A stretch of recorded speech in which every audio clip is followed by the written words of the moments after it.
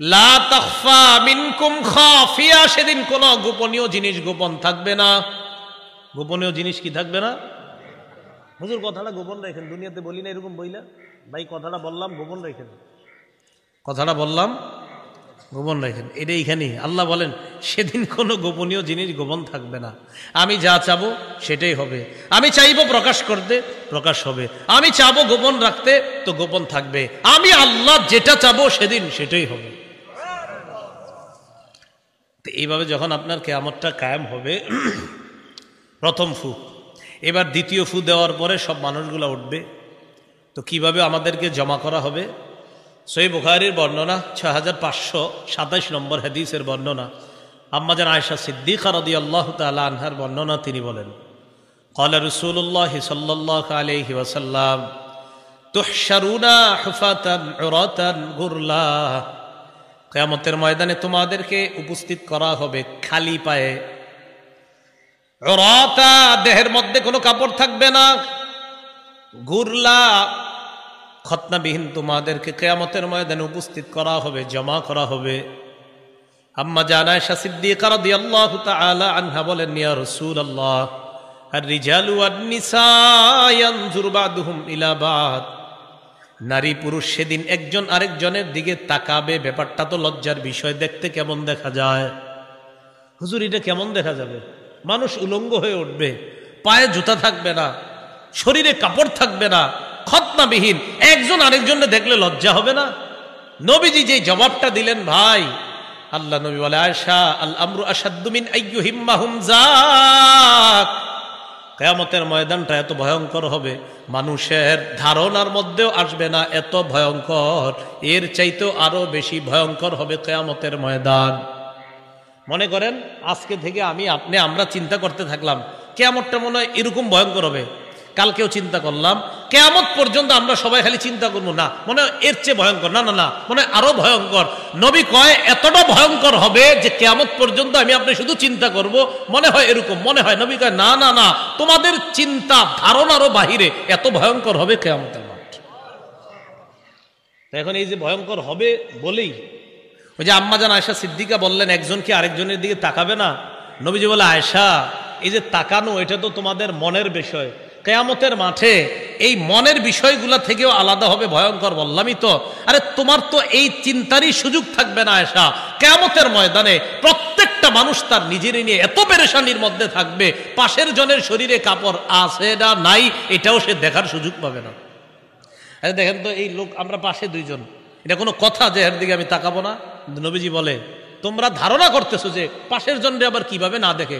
নবী কয় ধারণা করতেই থাকো, কিন্তু কিয়ামতের মাঠের ভয়াবহতা এত ভয়ঙ্কর হবে, পাশের জন কি খালি গায়ে আছে না উলঙ্গ, তুমি নিজের পেরেশানিতে ওর দিকে তাকানোর সুযোগই পাবে না। তাহলে পেরেশানি কেমন হতে পারে? এবার কি অবস্থা হবে সেখানে? সেখানে যারা জাহান্নামী হবে, আল্লাহ না করেন, আল্লাহ হেফাজত করেন, আমাদেরকে যেন জাহান্নামী আল্লাহ না বানায়। আমাদের নাম কারো যদি জাহান্নামী হওয়ার সম্ভাবনাও থাকে, আল্লাহ যেন এখনই তার নামটা সেখান থেকে কেটে জান্নাতি করে দেয়। সহিহ বুখারীর 6532 নম্বর হাদিসের বর্ণনা, ক্বালা রাসূলুল্লাহ সাল্লাল্লাহু আলাইহি ওয়াসাল্লাম ইয়ারাকুন নাস ইয়াউমাল কিয়ামাহ হাত্তা ইয়াযহাবা আরাকুহুম 70 জিরাআ। নবীজি বলেন কিছু মানুষ কিয়ামতের ময়দানে এমন ভাবে ঘর্মাক্ত হবে, ঘামিয়ে যাবে, তাদের ঘামগুলো 70 গজ পরিমাণ ছড়িয়ে যাবে।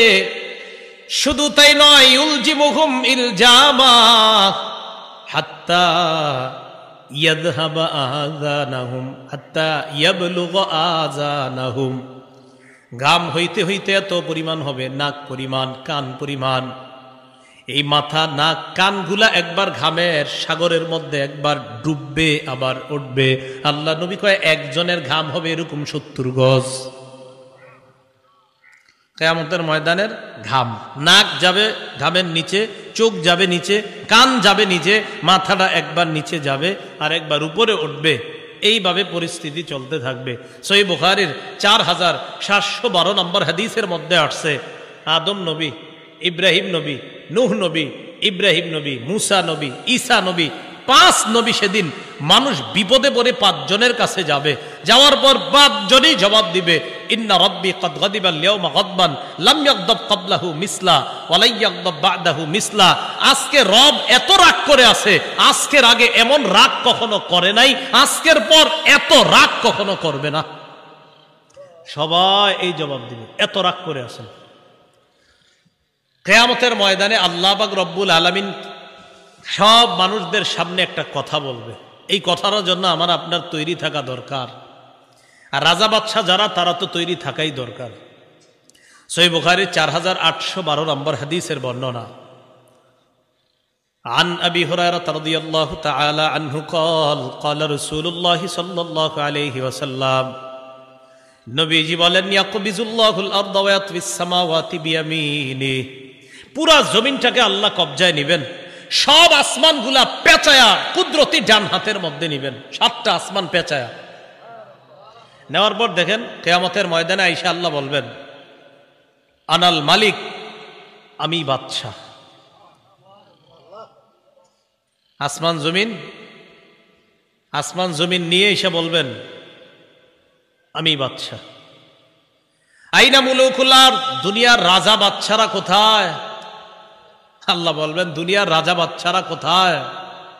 বাদশাহ কারে কয় দেখো, 7 আসমান জমিন সব আমার কবজার মধ্যে, তাকেই তো বাদশাহ বলা হয়। তোমাদেরকে 2-4 দিনের বাদশাহ বানাইলে কি ভয়ঙ্কর পরিস্থিতি না তোমরা করো। আরে বাদশাহ কাকে কয় দেখো, আজকে 7 আসমান জমিন সব আমার কবজায়, আমি তো বাদশাহ।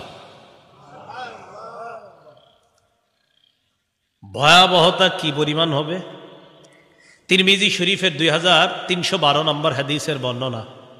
عن أبي ذر رضي الله تعالى عنه قال قال رسول الله صلى الله عليه وسلم নবীজি বলেন ইন্নী আরা মা লা তারাউনা ওয়া আসমাউ মা লা তাসমাউনা।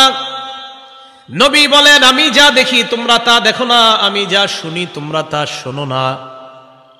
আত্তাতিস সামা ওয়া হুক্কালাহা আনতা ইত্তা। নবীজি বলেন আকাশের মধ্যে, আসমানের মধ্যে কটকট আওয়াজ হচ্ছে। আসমান এইভাবে কটকট আওয়াজ করাটা তার জন্য শোভা পায়। আসমানের মধ্যে কটকট আওয়াজ হইতেছে, আমি নবী এটা শুনতে পাই। কয় কটকট আওয়াজ হইতেছে, জানুনি আসমান কারে কয়? কয় মাফিহা মাউদিউ আরবাই আসাবিআ ইল্লা ওয়া মালাকুন ওয়াদিউন জাবহাতাহু সাজিদান লিল্লাহ। আসমানের এমন 4 আঙ্গুল জায়গা পরিমাণও ফাঁকা নাই যেখানে একজন ফেরেশতা সিজদা করে না। প্রতি 4 আঙ্গুল জায়গার মধ্যে একজন ফেরেশতার সিজদা আছে। নবী বলেন সেখান থেকে কটকট আওয়াজ পাই। এরপর বলে ইন্নী আরা মা লা তারাউনা লাউ তা'লামুনা মা আ'লামু লা দাহিকতুম কালিলান ওয়া লা বাকাইতুম কাসীরা। আমি যা জানি তোমরা যদি তা জানতে, তাহলে তোমরা কম হাসতে, বেশি বেশি কান্না করতা। ওয়া মা তালাজ্জাজতুম বিন নিসাই আলা ফুরুশিকুন্না, তোমরা বিবিদের সাথে বিছানায় আনন্দ উল্লাস করতা না। ওয়ালা খরজতুম ইলা সুউদাতি তাজআরুনা ইলাল্লাহ, তোমরা জঙ্গলের মধ্যে গিয়ে আল্লাহর কাছে আশ্রয় চাইতা আর বলতা লাওয়াদিতু আন আকুনা শাজারাতান তু'বাদ। জঙ্গলে গিয়ে তোমরা বলতা হায় আমি যদি গাছ হয়ে যেতাম এই জঙ্গলের একটা গাছের মতো, তাহলে আমাকে কেটে ফেলা হতো, কেটে ফেলার পর আগুনে জ্বালিয়ে দিয়ে বাস শেষ আমার জীবন, তাহলেই তো ভালো ছিল। কারণ যে অবস্থা, নবী কয় কিয়ামতের ময়দানের এই বিভীষিকাময় মুহূর্ত আর এরপর জাহান্নামের বর্ণনা যদি জানতা, তো তুমি নিজে বলতা যে গাছ হইলে আরো ভালো হইতো। কিয়ামতের ময়দানে যাদের ভয়ঙ্কর পরিস্থিতি হবে, তাদের মধ্যে এক শ্রেণী হবে বক্তা। কারা? বক্তা। বক্তা মানে যারা ওয়াজ করে আর কি, বক্তা। হ্যাঁ, বুখারী, মুসলিম, ইবনে মাজাহ, নাসাই সহ হাদিসের অনেকগুলো কিতাবে একযোগে বর্ণনা হয়। عن أسامة بن زيد رضي الله تعالى عنه قال قال رسول الله صلى الله عليه وسلم রাসূলুল্লাহ সাল্লাল্লাহু আলাইহি সাল্লাম বলেন ইউজাউ বির-রাজুলি ইয়াউমাল কিয়ামা ফায়ুলকা ফিন-নার। নবীজি বলেন কিয়ামতের ময়দানে এক ব্যক্তিকে আনা হবে, আনার পর তাকে জাহান্নামে নিক্ষেপ করা হবে। দেখেন কি হয়, ফাতানদালিকু আকতাবু বাতনিহি, তার পেটের নাড়ি ভুঁড়িগুলা বের হয়ে যাবে। বের হওয়ার পর ইয়াদুরু হাওলাহা কামা ইয়াদুরুল হিমার বির-রাহা, গাদা যেমন চাক্কির চারপাশে ঘুরে, ওই লোকটা তার নারী বুড়ির চারপাশে ঘুরতে থাকবে। ফায়াজতামিউ ইলাইহি আহলুন নার, অন্যান্য জাহান্নামীরা তার কাছে আসবে। কার কাছে? ওই নারী বুড়ি যার বের হয়েছে। তো অন্য জাহান্নামীরা কি আরামে আছে? আরামে আছে নাকি? কিন্তু এর পরিস্থিতি দেখে এর কাছে আসবে। তাহলে বুঝেন তো, অন্য জাহান্নামীরা যার অবস্থা দেখা তার কাছে আসে, ওর অবস্থাটা কি হইতেছে? আসার পর জাহান্নামীরা বলবে, তোমাকে চেনা চেনা মনে হচ্ছে। আলাম তাকুন তা'মুরুনা বিল মা'রুফ ওয়া তানহানা আনিল মুনকার, তুমি কি ওই ব্যক্তি না যে আমগরে সৎ কাজের আদেশ কর্তা? তুমি কি সে না? ওয়া তানহানা আনিল মুনকার, তুমি কি সে না যে আমাদেরকে অসৎ কাজ থেকে নিষেধ কর্তা? তুমি কি সে না?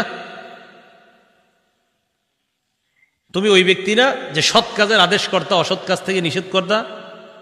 সে জবাব দিবে, বালা, হ্যাঁ আমি সে। তো তুমি এখানে কেন? তোমার কথা আমরা শুনি নাই, হয়তো এই কারণে আমরা জাহান্নামী, তুমি এখানে কেন? ওই ব্যক্তি জবাব দিবে, কুনতু আমুরুকুম বিল মারুফ ওয়ালা আতি, আমি তোমাদেরকে সৎ কাজের আদেশ করতাম, আমি নিজেই করতাম না। ওয়া আনহাকুম আনিল মুনকার, অসৎ কাজ থেকে নিষেধ করতাম। ওয়া আতিহি, আমি নিজে অসৎ কাজ করতাম। যেমন আপনাদেরকে বললাম ফজরের নামাজ পড়েন, আমি গিয়ে পড়লাম না, কথার কথা। হ্যাঁ, এখান থেকে যাইতে ফজর হয়ে যাবে নিশ্চিত। হ্যাঁ, এই বিষয়গুলো মাথায় রাখা, সামনের দিকে যেন যাইতে ফজর না হয় এমন জায়গায় না আনা। তো যাই হোক, তো যাইতে যাইতে ফজর হয়ে যাবে, বিষয়টা কথার কথা আর কি। এরপরে 3টা মাদ্রাসা ক্লাসও নিতে হবে। তো মনে করেন ঘুম নাই, নিশ্চিত ঘুম নাই। তো এই যে আপনাদেরকে বললাম যে ফজর পড়েন, তা আপনারা পড়েন বা না পড়েন, কিন্তু আমি যদি বইলা আমি ফজর না পড়ি, তো ওই ব্যক্তির এই অবস্থা হবে যে কিয়ামতের ময়দানে তাকে জাহান্নামে নিক্ষেপ করা হবে, পেটের নারী বুড়িগুলা বের হবে, তাকে অন্যান্য জাহান্নামীরা দেখতে আসবে, বলবে, তুমি তো সে আমগরে ভালো কথা বলতা, তুমি নিজেই পালন করতা, আমাদেরকে খারাপ কাজ থেকে নিষেধ করতা। সে বলবে, ভাই আমি সেই, কিন্তু আমি নিজে ভালো কাজ কথা বলতাম ঠিক, আমি পালন করতাম না, অসৎ কাজ থেকে নিষেধ করতাম, তো আমি নিজেই অসৎ কাজ করতাম, এই জন্য আমার আজকে অবস্থা। কিয়ামতের ময়দানে ভয়ঙ্কর পরিস্থিতির মধ্যে যারা পড়বে তাদের এক শ্রেণী হবে বক্তা যারা, তারা। এরপর ওজনের পাল্লা কায়েম করে মানুষের গ্রুপ হবে 2টা, একদল হতভাগা আর একদল সৌভাগ্যবান। সূরা হুদের 105, 6, 7, 8 নম্বর আয়াতে আল্লাহ বলে দিয়েছেন, ফামিনহুম শাকিয়্যু ওয়া সাঈদ, একদল হবে হতভাগা আর একদল সৌভাগ্যবান। ফাআম্মাল্লাযীনা শাকু ফাফিন্নার, যারা হতভাগা তাদের ঠিকানা জাহান্নাম। ওয়া আম্মাল্লাযীনা সুঈদু ফাফিল জান্নাহ, যারা সৌভাগ্যবান তাদের ঠিকানা চিরস্থায়ী জান্নাত। আমরা হতভাগা হব না সৌভাগ্যবান? আল্লাহ সকলকে সৌভাগ্যবানদের শামিল হওয়ার তৌফিক দান করুন। কিয়ামতের জ্ঞান কার কাছে? কিয়ামতের প্রকাশটা আল্লাহ করবেন কবে? কিয়ামত কিবারে হবে? কোন বছরের? কে জানে? কিয়ামত কাদের উপর হবে? মাহদি আসবেনি? মাহদি সে হবে যার সাথে নবীর কথা মিলে যাবে। বলেন মাহদি আসবে? বলেন মাহদি কে হবে? সবাই হ্যাঁ পুরাটা বলবেন, বলবেন যার সাথে নবীর কথা মিলে যাবে। বলেন ইমাম মাহদি কে হবে? আবার বলেন ইমাম মাহদি কে হবে? তাহলে চিপা চুপা থেকে কেউ যদি বলে আমি ইমাম মাহদি, হবে না। যার সাথে নবীর কথা মিলে যাবে তিনি হবেন ইমাম মাহদি। তাহলে অনেকে বলবে উনি মাহদি, যে আমাকে শরীয়তপুর অমুক জায়গায় পাওয়া গেছে একজন, বা অমুক জায়গায় পাওয়া গেছে, এরকম যদি কেউ বলে আমরা বলবো ভাই না, আপনি এগুলা শুধু শুধু বললেন না, নবীর কথা মিলতে হবে, তাহলে সেই হবে মাহদি। নবীর কথা যদি না মিলে, আপনার দাড়ি যদি পা পর্যন্ত হয়, আপনি মাহদি না। নবীর কথা মিলতে হবে মাহদির সাথে। আল্লাহ কথাগুলা বোঝার তৌফিক দান করেন। আল্লাহ আমাদের সকলকে মাফ করে দেন। আপনাদের সাথে আবার জান্নাতে আল্লাহ দেখা করার ব্যবস্থা করে দেন। ওয়া আখিরু দাওয়ানা আলহামদুলিল্লাহি রাব্বিল আলামিন। দুরার তো আছে। اللهم صل على محمد وعلى آل محمد كما صليت على إبراهيم وعلى آل إبراهيم إنك حميد مجيد. اللهم بارك على محمد وعلى آل محمد كما باركت على الحمد لله رب العالمين وعاقبة للمتقين والصلاة والسلام على سيد الأنبياء المرسلين وعلى آله وصحبه أجمعين. ربنا ظلمنا أنفسنا وإن لم تغفر لنا وترحمنا لنكونن من الخاسرين. মাবুদ মেহেরবান মাওলা আল্লাহ, একদম চাঁদপুরের কাছাকাছি মাওলা, শরীয়তপুরের এই মানুষগুলা কত মহব্বত করে ঢাকা থেকে এইখানে দিনের কিছু কথা শোনার জন্য আনসান মাওলা। আল্লাহ আপনার কাছে ফরিয়াদ, দিনের খাতিরে আমাদের সকলকে 5 ওয়াক্ত নামাজি বানায়া দেন। আল্লাহ আজকের এই কষ্টের ফলাফল তখন হবে যদি সবাই 5 ওয়াক্ত নামাজি হয়ে যায়। এলাকার মা বোনদেরকেও 5 ওয়াক্ত নামাজি বানায়া দেন। এলাকার মা বোনদেরকে পর্দানিশীন বানায়া দেন। আল্লাহ কোরআন সুন্নাহর যে কথাগুলা শুনলাম, এই কথাগুলা যেন দৃঢ়ভাবে বিশ্বাস করতে পারি তৌফিক দান করেন। আল্লাহ কিয়ামত, আল্লাহ এটা বিরাট বড় একটা বিষয়। আল্লাহ কিয়ামত হবে সবচেয়ে নিকৃষ্ট মানুষের উপর। মাওলা নিকৃষ্ট মানুষের কাতারে আমাদের নামটা রাখেন না। আল্লাহ আমাদেরকে আপনি মাফ করে দেন। আল্লাহ আমাদেরকে আপনি মাফ করে দেন। যারা অসুস্থ সুস্থ বানায়া দেন, যারা ঋণী ঋণ পরিশোধের ব্যবস্থা করে দেন, যারা অভাবী অভাব দূর করে দেন, যারা চাকরিজীবী কামায়ে বরকত দিয়ে দেন, যারা ব্যবসায়ী ব্যবসায় বরকত দিয়ে দেন, যে যে পেশায় আছে আল্লাহ প্রত্যেকের হালাল পেশায় ভরপুর বরকত দিয়ে দেন। যারা কৃষক তাদের কৃষিকাজে বরকত দিয়ে দেন। আল্লাহ যারা জেলে তাদের ওই কাজে ওই পেশায় বরকত দিয়ে দেন। আমাদের দোয়া আপনি কবুল করেন। মাহফিলের আয়োজক বৃন্দ, মাহফিলের কমিটি, ইন্তেজামিয়া কমিটি, এলাকাবাসী, মাইকম্যান সহ আল্লাহ যারা আজকে এই মাহফিলের সাথে জড়িত সকলকে 5 ওয়াক্ত নামাজি বানায়া দেন। এলাকার উলামা তুলাবা সুলাহা সকলকে আপনি কবুল করে নেন। আইম্মা মাসাজিদ মুহতামিমিন মাদারিস সহ আল্লাহ এলাকাবাসীর সকলকে আপনি কবুল করে নেন। আল্লাহ এলাকার উপর আসমানি রহমত বরকত নাজিল করেন। আল্লাহ আমাদের এই দেশটাকে সমস্ত প্রকার আযাব গজব থেকে হেফাজত করেন। আসমানি বালা মুসিবত থেকে হেফাজত করেন। আল্লাহ মেহেরবানি করে আমাদের দোয়া আপনি কবুল করেন। আল্লাহ আপনার কাছে একটা বিশেষ আবদার, শরীয়তপুরের যে মানুষগুলোর সাথে আজকে এখানে বসলাম, আল্লাহ আবদারটা কবুল করেন। এদের সকলের সাথে আবার জান্নাতে দেখা করায়া দিয়েন। আল্লাহ এই আরজিটা আপনি কবুল করে নেন। আল্লাহ এই মুহূর্তে আপনি এটা লিপিবদ্ধ করে দেন। আল্লাহ আমাদের নামগুলা জান্নাতীদের খাতায় লিখা দেন মাওলা। আল্লাহ এই আরজিটা আপনি কবুল করে নেন। আল্লাহ আমার উস্তাদরা যে যেখানে আছে সকলকে সুখে শান্তিতে রাখেন। যারা দুনিয়াতে নাই তাদের কবরগুলা জান্নাতের বাগান বানায়া দেন। আল্লাহ যাদের মা বাবা আত্মীয় স্বজন কবরে আছে তাদের কবরগুলা জান্নাতের বাগান বানায়া দেন। আল্লাহ আমাদের উস্তাদরা যারা আছেন, যারা হায়াতে আছে তাদের হায়াতে তয়্যিবা দান করেন। যারা কবরে আছে তাদের কবরগুলা জান্নাতের বাগান বানায়া দেন। রব্বানা তাকাব্বাল মিন্না ইন্নাকা আনতাস সামিউল আলিম ওয়া তুব আলাইনা ইন্নাকা আনতাত তাওয়াবুর রহিম। ওয়া সাল্লাল্লাহু তাআলা আলা খাইরি খালকিহি মুহাম্মদ ওয়া আলা আলিহি ওয়া আসহাবিহি আজমাইন। সুবহানা রাব্বিকা রাব্বিল ইজ্জাতি আম্মা ইয়াসিফুন ওয়া সালামুন আলাল মুরসালিন।